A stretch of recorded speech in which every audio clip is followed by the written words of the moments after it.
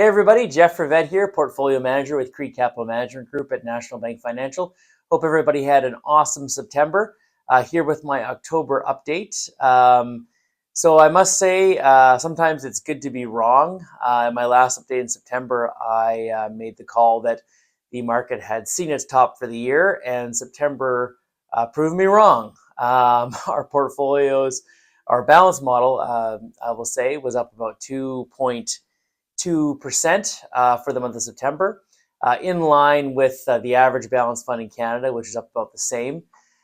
Brings us to about 14.5% year to date for our balance model, which continues to just be an absolute surprise and an awesome year. And big thanks to some strength from our Canadian equity portfolio, from a preferred share portfolio.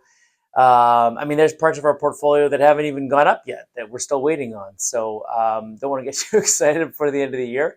But obviously things are going pretty well. Some notable performers: Capstone Copper, which has been up and down and all over the place this year, up 27% in September. So that's always good to see. Capital Power in Canada up 11%. Home Depot up 13%.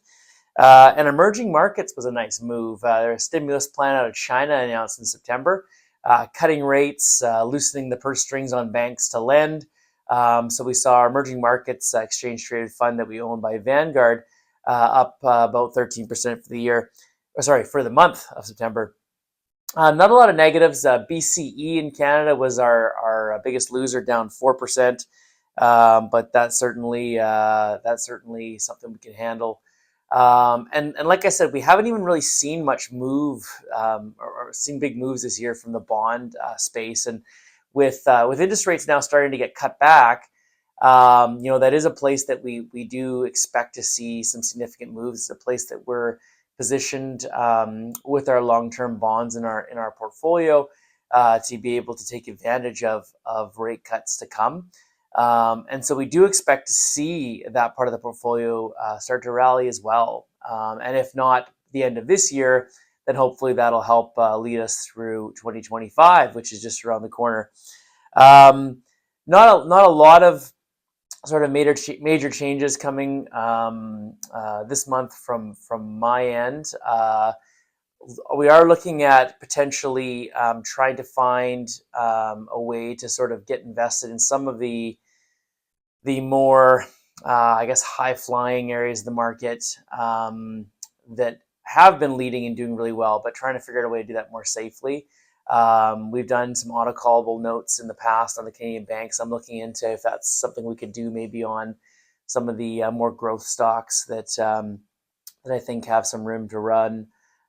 Specifically, Tesla is a stock that I've continued to sort of poke around at without jumping into, just based on sort of where it's been at, the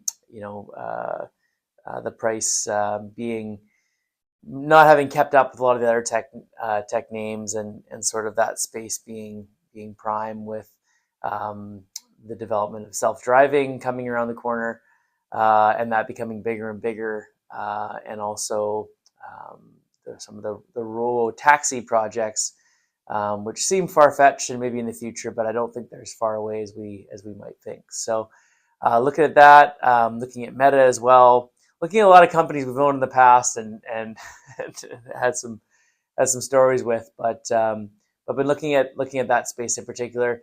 Portfolio is still sitting very conservatively. We're only at about 55-56% equity overall, so there is some room to sort of take some risk on. But that being said, I was talking to the team this morning on our huddle, and I said, if it ain't broke, don't fix it, and certainly don't fix it too much.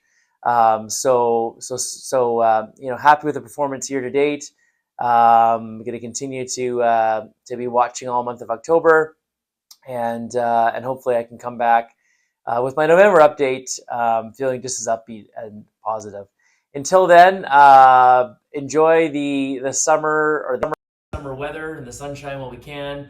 For those of you who can get away and chase summer, please do. And I will speak to you all in a month. Take care. Bye-bye.